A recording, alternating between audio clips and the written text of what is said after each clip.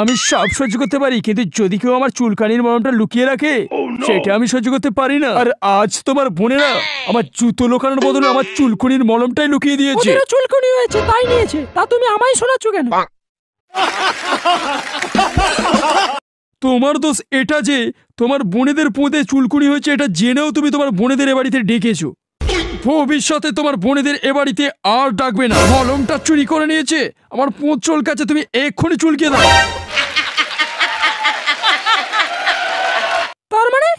তার মানে সারা জীবন পোঁত চুলকে দিতে হবে নাকি আমার? তোমার পোঁতরা কি সবচেয়ে ভালো পোঁত, আর এদিকে পোঁতের চুলকুনি নিয়ে বসে যাচ্ছি? আমি তোমার পোঁতরা ফর্সা ভেবে বিয়েটা করেছিলাম। তোকে কেলাবো জানিস? নমস্কার উমুক মারানি, থ্যাংক ইউ। আমাদের কাছে টাটকা খেজুর রস আছে, আমি এক্ষুনি নিয়ে আসছি। হ্যাঁ বসুন। এই তো আমি থাকতে তোমার গুড় খাওয়াবে কেন মা? এই নিন ধরুন, আমার গাছের খেজুর রস খান। এটা কি গো? একে তো আগে কোনোদিনও দেখিনি।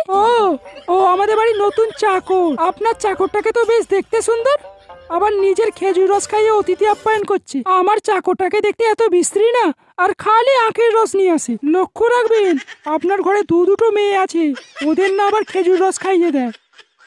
হ্যাঁ ঠিক বলেছেন।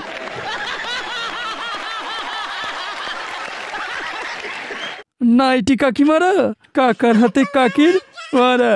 আসলে আমি ঠিক এবাড়ির চাকর নই, আমি হচ্ছে এবাড়ির জামাই। জামাই?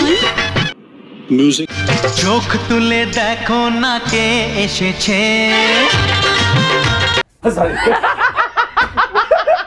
হ্যাঁ, আসলে এ বাড়িতে খেজুর গুড় বিক্রি করতে এসে ওনার বড় মেয়েকে বিয়ে করে নিয়েছি। রূপার বিয়ে হয়ে গেছে?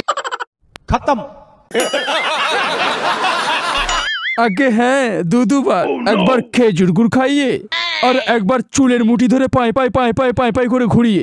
আসলে ঘর থেকে আমি বেশি বেরোই না তো, তাই আপনারা আমাকে চিনতে পারেননি। अब तुम लोग गलती से अगर नए हो तो सब्सक्राइब करो, वो जो लाल वाला बटन है उस पे अपने जीजा जी फेंक के मारो या फूफा जी, मुझे नहीं पता, बस क्लिक हो जाना चाहिए। পারবে না কেউ তোমার আমার মাঝে দেওয়াল তুলে দি।